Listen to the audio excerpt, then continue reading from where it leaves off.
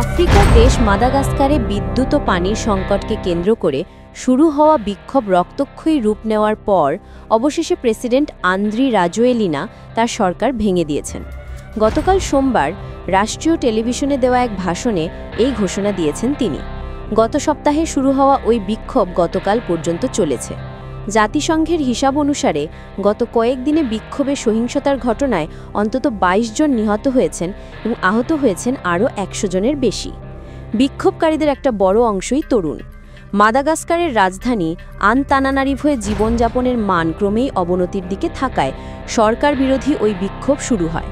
বিবিসির খবরে একে বলা হচ্ছে জেন জি প্রজন্মের তরুণদের বিক্ষোভ। গত বৃহস্পতিবার থেকে মাদাগাস্কারের বিভিন্ন শহরে হাজারো তরুণ তরুণী রাস্তায় নেমে আসেন। তাদের স্লোগান, আমরা বাঁচতে চাই, শুধু টিকে থাকতে নয়। নতুন সরকারের প্রধানমন্ত্রী ও মন্ত্রীদের বাসভবন নির্ধারণে কাজ শুরু করেছিল গৃহায়ন ও গণপূর্ত মন্ত্রণালয়। এজন্য একটি কমিটিও গঠন করা হয়েছিল। কমিটি নির্বাচিত সরকারের প্রধানমন্ত্রী ও মন্ত্রীদের আবাসনের বিষয় সুপারিশও জমা দেয়। মূলত গণভবনকে জাদুঘরে রূপান্তরের পরিপ্রেক্ষিতে এ সিদ্ধান্ত নেওয়া হয়েছিল। তবে এখন প্রতিরক্ষা মন্ত্রণালয়ের চেয়ে স্পিকার ও ডেপুটি স্পিকারের বাসভবনকে বেশি উপযোগী বলে মনে করছে কমিটি। সেই অনুযায়ী পদক্ষেপও নেওয়া হচ্ছে। প্রধান উপদেষ্টার কার্যালয়েও নতুন সরকারের প্রধানমন্ত্রীর বাসভবন নির্ধারণের জন্য একটি কমিটি গঠন করে দেয়।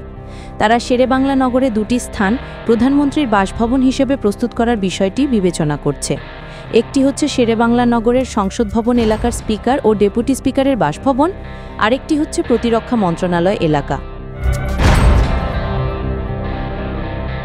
অন্তর্বর্তী সরকারের প্রধান উপদেষ্টা অধ্যাপক ড. মোহাম্মদ ইউনুস বলেছেন, অনেক মানুষ বলছে ৫ বছর ক্ষমতায় থাকুন, ১০ বছর থাকুন, ৫০ বছর থাকুন। মানুষ এই ধরনের কথা বলছে। তারা বলছে আপনি ক্ষমতায় থাকুন, নির্বাচনের কি দরকার?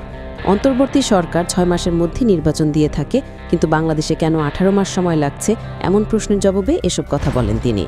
জাতিসংঘ সাধারণ পরিষদের ইউএনজি-এর অধিবেশনের ফাঁকে জিটিওকে দেওয়া এক সাক্ষাৎকারে সাংবাদিক মেহেদী হাসান প্রধান উপদেষ্টাকে এ প্রশ্নটি করেন। সোমবার ২৯ সেপ্টেম্বর সাক্ষাৎকারটি প্রকাশ করেছে জিটিও। সাক্ষাৎকারে আরও কিছু বিষয়ে কথা বলেন অধ্যাপক ইউনুস।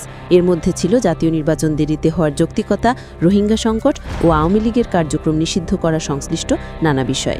প্রধান উপদেষ্টা বলেন, আমরা আওয়ামী লীগকে নিষিদ্ধ করিনি, এমনকি তাদের রেজিস্ট্রেশনও স্থগিত করা হয়নি, শুধুমাত্র তাদের কার্যক্রম স্থগিত করা হয়েছে। ওবিসি টেলিভিশন নিউজ টাইম, সত্য প্রকাশে অঙ্গীকারবদ্ধ।